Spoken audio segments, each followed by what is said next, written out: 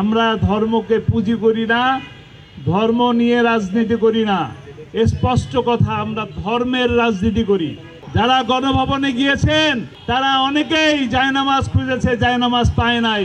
একটা সময় ছিল এই শাহবাগে নাস্তিক্যবাদের আখড়া ছিল নাকি?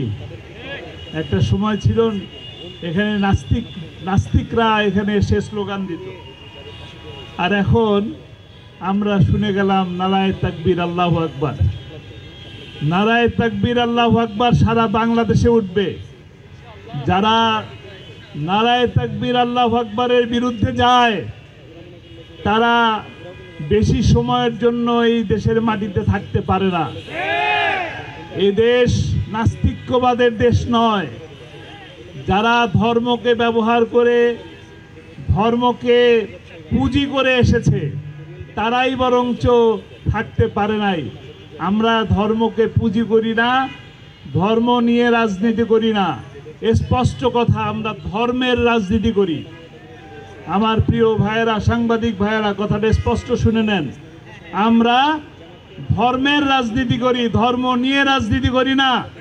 আমাদের সময় আসলে মাথায় পট্টি লাগাই না, আর ভোটের সময় আসলে হাতে তসবি নেই না।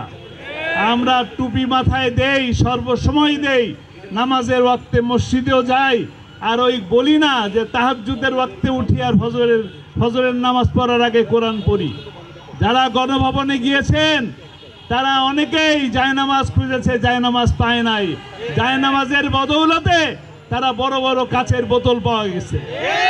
কাজেই এই বাংলাদেশ 90% মুসলমানের দেশ। নারায়ে তাকবীর আল্লাহু আকবার হবে এবং হতেই হবে। তবে এই বাংলাদেশের ঐতিহ্য, সংস্কৃতি, হাজারো বছরের ঐতিহ্য, সাম্প্রদায়িক সম্প্রীতি বজায় রেখে আমরা চলেছি।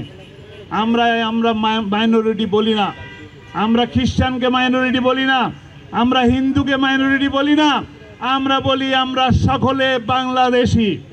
আগামীতেও তারা আমাদের সাথে কাঁধে কাঁধ মিলে, কদমে কদম মিলিয়ে চলবে ইনশাআল্লাহ বাংলাদেশি হিসাবে।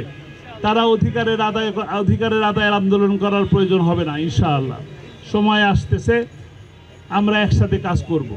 এই দেশকে আমাদের মুরব্বীরা সোনার বাংলা গড়ার জন্য জীবন দিয়েছেন।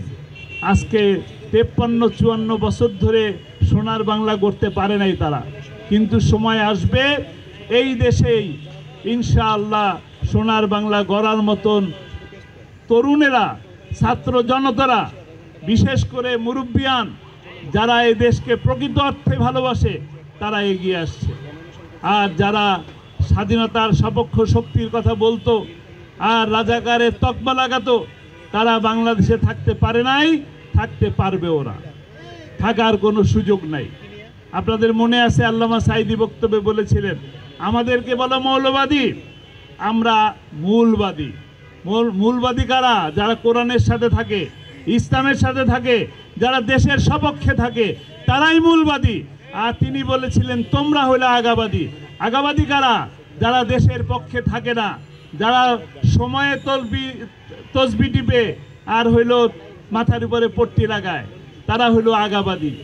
বাংলাদেশে বেশি বাড়াবাড়ি করবা না। যদি বেশি বাড়াবাড়ি করো 12 কোটি মুসলমান গোড়া ধরে ধাক্কা মারবে। যাবে কোথায়? যাবে কোথায়? গেছে কোথায়? আল্লামা সাঈদীকে বলা হয়েছিল রাজাকার।